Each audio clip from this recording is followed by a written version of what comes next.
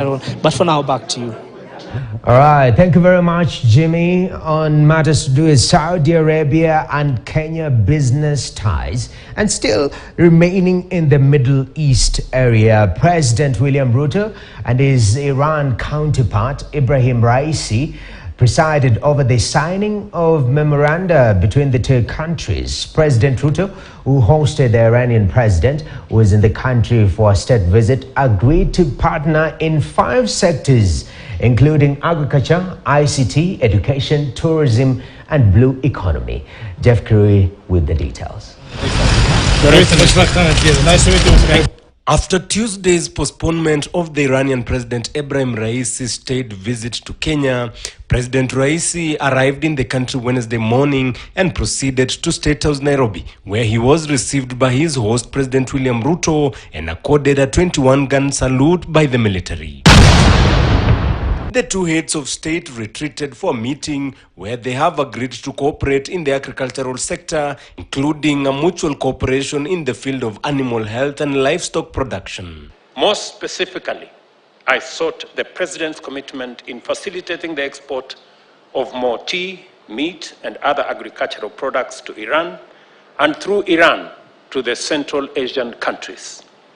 We have 12 countries in the Central Asian region with a population of almost 300 people, and Kenya believes that's a strategic market for our agricultural exports. Other sectors of mutual interest where the two countries have signed agreements of cooperation include the blue economy, specifically fisheries, the tourism and cultural sector, education, and the information, communication, and technology sector. Kenya and Iran is seeking to strengthen their bilateral ties in trade as Kenya is keen to expand its market for exports. The trade volumes between our two countries have been on a steady upward trajectory. Kenya exported tea worth $28.4 million US, about 4 billion shillings, to Tehran in the first quarter of this year, which is an 8-fold increase from sales for the same period last year. Ready to declare our readiness to share our experience with Kenya and it's the dear people of Kenya. We have a wealth of experience in the field of economy and science and technology. The agreement signed today will also see Iran establish a car assembling plant in Mombasa that aims to feed into the Kenya Kwanza government's agenda of creating jobs and boosting manufacturing industry in the country.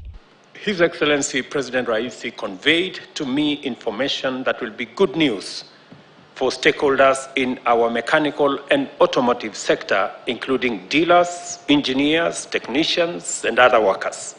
Iran's intention to set up a motor vehicle assembly plant in Mombasa to manufacture an indigenous Iranian vehicle that has now been given the Kiswahili name Kifaru, meaning rhino.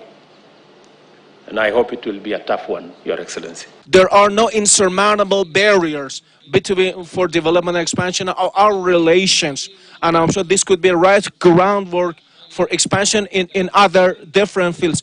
President Raisi's visit was the first to the African continent and is expected to visit Uganda and Zimbabwe in the hope to bolster bilateral and multilateral relations with the African states. Jeff Kirui, KTN News. All right, now let's talk cost of power. The National Assembly Committee on